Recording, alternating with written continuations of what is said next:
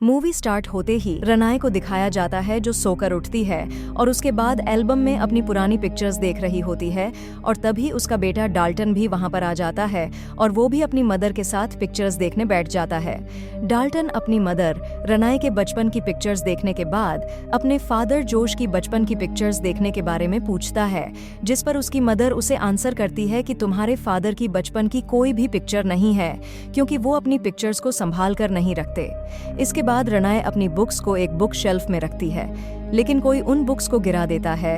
रनाए समझती है कि शायद उन बुक्स को बच्चों ने गिराया है, जिस पर वो बच्चों को डांटती है, लेकिन असल में उन बुक्स को बच्चों ने नहीं गिराया था बल्कि किसी पॉवर ने गिराया। फिर जोश के जॉब पर जाने के बाद रनाए सारे घर को मैनेज करती है और फिर उसके बाद अपने सॉन्ग, अपनी सिंगिंग की प्रैक्टिस करती है और तभी उसे उसकी छोटी बेटी के रोने की आवाज आती है और वो उसे चुप करवाने जाती है।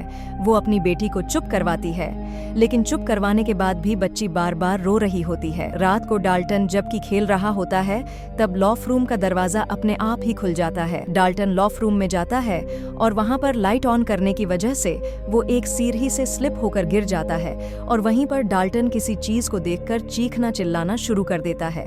उसकी चीख रनाए और जोश सुन लेते हैं और वो भागकर डाल्टन के पास आते हैं। डाल्टन वहां पर किस चीज से डरा था ये बात वो उन्हें नहीं बताता, वो सिर्फ ये बताता है कि वो सीढ़ियों से गिर गया था। गिरने की वजह से डाल्टन के सर और पांव पर मामूली सी चोटें लग जाती हैं और जोश उसे उठाकर उसके रूम में ले जाता। रनाए क्योंकि सुबह से ही अपना म्यूजिक शीट का बॉक्स ढूंढ रही होती है और वो देखती है कि वो बॉक्स भी लॉफ रूम में ही पड़ा हुआ है और वो बॉक्स उसी साइड पर पड़ा हुआ था जिस साइड पर देखकर डाल्टन डर गया। नेक्स्ट मॉर्निंग में जब जोश डाल्टन को उठाता है तब वो नहीं उठता, जिस पर जोश और रनाए उसे हॉस्पिटल लेकर जाते हैं और वहां पर उन्हें ये बैड न्यूज मिलती है कि डाल्टन कोमा में चला गया। और यहाँ अजीब बात ये थी कि डाल्टन के कोमा में जाने का असल रीजन डॉक्टर भी नहीं बता पा रहे, उन्हें कुछ समझ ही नहीं आ रहा था क्योंकि उसके सारे टेस्ट नॉर्मल। इसके बाद 3 महीने गुजर जाने के बाद उनके घर को दिखाया जाता है। तब तक वो लोग डाल्टन को घर ले आते हैं, लेकिन डाल्टन अभी भी ठीक नहीं हुआ होता, वो अभी तक कोमा में ही होता। फिर रनाए जब सिंगिंग प्रैक्टिस कर रही होती है तब उसकी बेबी के रूम से बेबी मॉनिटर में कुछ लोगों के बोलने की आवाजें आती और वो आवाजें आहिस्ता आहिस्ता तेज होती जाती हैं और फिर वो बच्ची रोने लग जाती है। तब रनाए भागकर वहां जाती है, लेकिन वहां पर कोई भी नहीं होता। रात को रनाए का दूसरा बेटा फॉस्टर उसको कहता है कि मैं अपना रूम चेंज करना चाहता हूँ। जब रीजन पूछने पर वो बताता है कि रात को डाल्टन नींद में चलता है जिसकी वजह से वो डर जाता। हालांकि फॉस्टर का रूम डाल्टन के रूम के बिल्कुल सामने होता है और डाल्टन तो कोमा में था, तो इसी वजह से रनाए उसकी बात पर ज्यादा ध्यान नहीं देती। आधी रात को फॉस्टर की आंख खुलती है और वो सामने वाले रूम में देखता है जहाँ पर डाल्टन सो रहा होता है, जिसकी वजह से वो बहुत डर जाता है और अपने रूम का डोर बंद कर लेता है। तभी वो नोटिस करता है कि उसके रूम के बाहर कोई चल रहा है। तब फॉस्टर डरकर जल्दी से भागकर अपने बेड पर आ जाता। फिर जोश और रनाए अपने रूम में होते हैं। तब उनके मेन दरवाजे पर नॉक होता है। जोश वहां पर जाकर चेक करता है कि कौन है, लेकिन वहां पर कोई भी नहीं होता। जोश दरवाजा बंद करके सिक्योरिटी अलार्म ऑन करके वापस अपने बेडरूम की तरफ आ रहा होता है, लेकिन घर का अलार्म जोर जोर से बजना शुरू हो जाता है।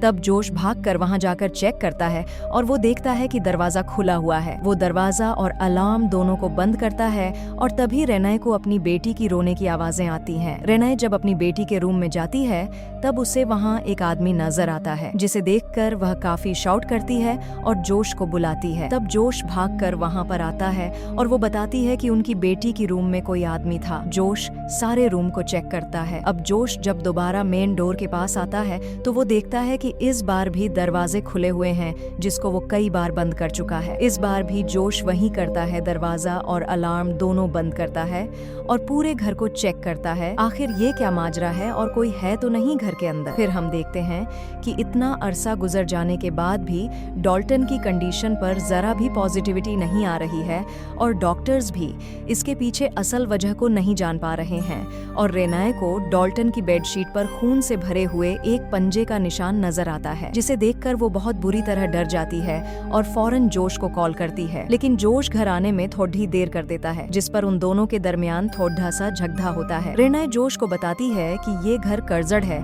और जब से वो यहाँ पर आए हैं उनके साथ कुछ न कुछ अजीबो अजीबोगरीब हो रहा है। उसे लगता था कि शायद इस घर में कोई गड्ढ-बड्ढ है और चीजें भी अपने आप इधर से उधर मूव हो जाती थीं। रात को रेनाए को एक ख्वाब आता है और ख्वाब में वो डाल्टन और उसके साथ वहां पर एक शैतान को देखता है और फिर वो नींद से जाग जाती है और तभी रेनाए को बाहर किसी का चलता हुआ शैडो नजर आता है और तभी एक आदमी उसके रूम के अंदर आ जाता है। तब डरी और सहमी हुई रेनाए शाउट करना शुरू कर देती है क्योंकि वो आदमी उसे डरा देता है। जोश जल्दी से वहां पर आता है। रेनाए उसे कहती है कि अब वो मजद इस घर में रहना नहीं चाहती क्योंकि ये घर हॉन्टेड है। वो लोग उस घर को छोड़ डचकर एक दूसरे घर में शिफ्ट हो जाते हैं। शिफ्टिंग में इनकी हेल्प करने जोश की मदर लोरेन भी वहां पर आती है। एक पिक्चर को देखकर लोरेन हैरान हो जाती है कि जोश ने अपनी फैमिली के साथ पिक्चर बनवाई है। इस घर में भी रेनाए को कुछ न कुछ अजीबोगरीब फील हो रहा हो और घर में एक बच्चे का गोस्ट उसे नजर आता है और घर के सारे दरवाजे अपने आप बंद होते हैं और खुलते हैं और रेनाए देखती है कि उस बच्चे का भूत डाल्टन के रूम में जाकर छुप गया है। रेनाए एक बार फिर से डर जाती है और फिर वो एक फादर को बुलाती है। तब रेनाए जोश को बताती है कि पिछले घर में जो शैतान था वो उन लोगों के साथ इस घर में भी आ गया है और वो उसे बच्चे के भूत के बारे में भी बताती है, जिस पर लोरेन भी रेनाए का ही साथ देती है। जोश की मदर उसे बताती है कि मैंने खाहजवाब में एक शैतान को देखा और जब मैंने उससे पूछा कि वो यहाँ पर क्यों आया है और क्या चाहता है, तब उस शैतान ने कहा कि मुझे डाल्टन चाहिए। और इन बार बातों के दौरान ही वही शैतान लोरेन को जोश के पीछे नजर आता है, जिसे देखकर वो बुरी तरह डर जाती है और इतने में डाल्टन के रूम से भी आवाजें आना शुरू हो जाती हैं और ये लोग भागकर उसके रूम में जाते हैं। तब वो देखते हैं कि उस रूम का सारा सामान बिखरा हुआ है, जैसे किसी ने उसे इधर उधर फेंका है और यहाँ तक कि डाल्टन भी अपने बेडशीट पर नीचे गिरा हुआ था। ये सब कुछ देखकर रेनाए मजीद डर जाती है और फिर लोरेन पैरानॉर्मल एक्टिविटी के स्पेशलिस्ट एलिस को बुलवाती है। एलिस घर आती है और जब वो डाल्टन के रूम में जाती है तब वहां पर उसे किसी शैतान की प्रेजेंस का एहसास होता है। एलिस को वहां पर शैतान नजर आता है और साथ साथ उसे उस शैतान का इरादा भी पता चल जाता है कि वो डाल्टन के लिए ही यहाँ पर आया है। जोश रेनाए को बताती है कि डाल्टन कोमा में नहीं है, बल्कि उसकी ऐसी हालत एक ऐसी खूबी की वजह से हुई है जो हर किसी के पास नहीं होती और इस खूबी की वजह से ही डाल्टन की सोल इस दुनिया को छोड़कर कहीं और जा सकता है और डाल्टन की सोल एक ऐसी दुनिया में जाकर फंस गई है जहां पर मरे हुए लोग रहते हैं, यानी डाल्टन की सोल भूतों की दुनिया में चली गई है और इसीलिए घर बदलने से भी कोई फर्क नहीं पड़ा क्योंकि हॉन्टेड उनका घर नहीं था, बल्कि डाल्टन की वहां पर होने की वजह से डिमन सोल उसकी तरफ आ रही है ताकि उसे पॉजेस कर सके, क्योंकि किसी भी इंसान को पॉजेस करना आसान नहीं होता और इसीलिए वो सारे शैतान बहुत अरसे से ये कोशिशें कर रहे हैं। और जोश डाल्टन के पास चला जाता है और उसे कहता है कि अगर तुम मुझे सुन सकते हो तो मुझे कोई हिंट दो। और तभी डाल्टन की बनाई हुई पेंटिंग्स में एक पेज नीचे गिरता है।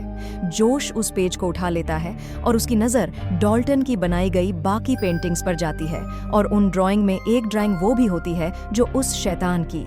इस पर जोश को रियलाइज होता है कि एलिस बिल्कुल ठीक थी। एलिस और उसके साथी डाल्टन से कनेक्ट करने की कोशिश करते हैं और उसके साथ उनका राब्ता हो भी जाता है। डाल्टन उनकी आवाज सुन सकता था और वो उन्हें रिप्लाई भी करता है। डाल्टन उन्हें बताता है कि वो एक आदमी से डरा हुआ है जिसके चेहरे पर बहुत ज्यादा आग है और डाल्टन इन लोगों से बात करने से डरता है क्योंकि उसे इस बात का डर था कि कहीं वो शैतान उनकी कन्वर्सेशन न सुन ले। डाल्टन डरी हुई आवाज में कहता है कि उस शैतान ने हमारी बातें सुन ली है और इसके साथ साथ डाल्टन बुरी तरह डर जाता है और इसके साथ ही उन लोगों के साथ अजीबोगरीब होना शुरू हो जाता है और डाल्टन अपने बेड से उठकर इन लोगों के पास आ जाता है और उस वक्त डाल्टन के पास ऐसी पावर होती है कि वो उन लोगों को इधर उधर फेंक रहा होता है और साथ साथ वो टेबल और चीजों को भी इधर उधर फेंकता है और तभी बाकी गोस्ट भी वहां पर पहुंच जाते हैं और एक शैतान रेनाए को पकड़कर उसे डरा देता है और इस बार जोश भी उसे देख लेता है और जब जोश रेनाए को बचाने की कोशिश करता है तब वो शैतान उसे दूर फेंक देता है। और इन सब के दौरान एलिस डाल्टन से उस शैतान को भगाने की कोशिश करती है, तब डाल्टन जमीन पर गिर जाता है और सब कुछ अपनी नॉर्मल हालत में वापस आ जाता है। असल में डाल्टन अभी भी कोमा में ही होता है और जो कुछ देर पहले उन लोगों के साथ हुआ था उसकी सारी रिकॉर्डिंग में हमें दिखाया जाता है कि वो शैतान डाल्टन के पीछे खड़ा हुआ था जो उसकी बॉडी को पोजस करना चाहता था और वही डाल्टन से वो सब कुछ करवा रहा था। लॉरेन जोश को बताती है कि जब वो 8 साल का था तब वो नींद में डर जाता था और उसे एक बूढ़ी औरत नजर आती थी और वो अपनी मदर को बताता था। उस बूढ़ी औरत से जोश डरता भी था, लेकिन लॉरेन ने उसकी बातों पर ध्यान नहीं दिया और जब उसने जोश की पिक्चर्स बनाई तो हर पिक्चर में वो बूढ़ी औरत भी उसके साथ कैप्चर हो गई। उस बूढ़ी औरत का मोटिव ये था कि वो जोश की आत्मा को मरी हुई दुनिया में ले जाकर कि बॉडी को पोजेशन कर सके। वह कहती है कि यह सब होने के बाद उसने इलिस से मदद ली थी और जोश को इन सब चीजों से बचा लिया था।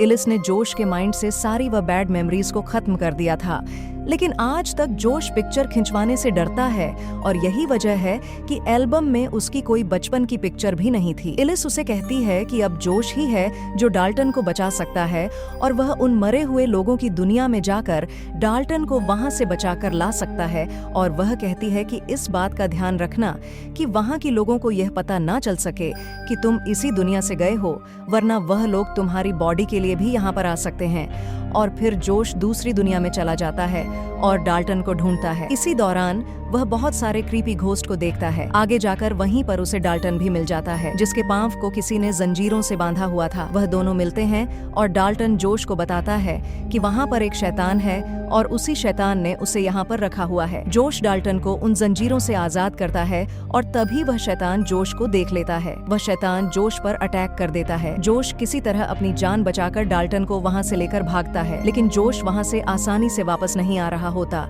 क्योंकि बहुत सारे भूतों ने उसे घेरा होता है। तब रन आई जोश की हेल्प करने के लिए उसे आवाजें लगा रही होती है और तभी जोश घर के अंदर आ जाता है और डाल्टन को घर के अंदर छोड़ देता है ताकि वह अंदर अपनी बॉडी के पास चला जाए। तभी डाल्टन आगे चला जाता है और हर जगह पर अपनी बॉडी को ढूंढता है और इतनी ही देर में डाल्टन के पास वहां पर वह शैतान आ जाता है जो उसे रोकने की बहुत कोशिश करता है। तब डाल्टन भागता है और शैतान भी उसके पीछे पीछे भागता है, लेकिन डाल्टन भागकर अपनी बॉडी के पास आ जाता है और फिर हम देखते हैं कि जोश को वही बूढ़ी औरत नजर आती है जिससे वह बचपन में देखा करता था। जोश उस पर काफी शाउट करता है और उसे वहां से जाने के लिए कहता है। जोश उसे कहता है कि तुम यहाँ से चले जाओ, मुझे अकेला छोड़ दो और मैं तुमसे नहीं डरता। और यहाँ पर हमें पता चलता है कि जोश तो असल में घर के बाहर होता है और वह बूढ़ी आत्मा घर के अंदर होती है। और तभी जोश और डाल्टन होश में आ जाते हैं और उन्हें देखकर सब लोग बहुत खुश हो जाते हैं कि डाल्टन भी होश में आ गया है, वह बिल्कुल ठीक हो गया है और किसी को भी जानी नुकसान नहीं हुआ। इलिस और उसके साथी अपना सामान वापस लेकर जा रहे होते हैं। फिर जोश और इलिस बातचीत कर रहे होते हैं और जोश अपनी पुरानी पिक्चर्स इलिस को वापस करता है और पिक्चर लेने के दौरान इलिस जोश के हाथों को देखकर चौंक जाती है और फिर वह जोश की पिक्चर बनाती है जिस पर जोश काफी भड़क जाता है और यहाँ पर हमें पता चलता है कि वह बूढ़ी औरत का घोस्ट जोश की बॉडी में आ चुका है और अब जोश की सोल दूसरी दुनिया में फंस गई है। वह इलिस पर अटैक करता है और उसका गला घोंटकर उसे मार देता है और इन सब के दौरान इलिस के चीखने की आवाज रन आई सुन लेती है और वह उसे देखने जाती है। जब रन आई वहां पर आती है तब वह इलिस को मरा हुआ देखकर पूरी तरह डर जाती है और वह उसी कमरे में जोश की फोटो यानी उस बूढ़ी औरत की सोल को देखती है जिसे देखकर वह काफी हैरान भी हो जाती है और डर भी जाती है और इतनी ही देर में उसके पीछे जोश आ जाता है और रन आई डर जाती है और इसके साथ ही ये मूवी यहीं पर एंड हो जाती है।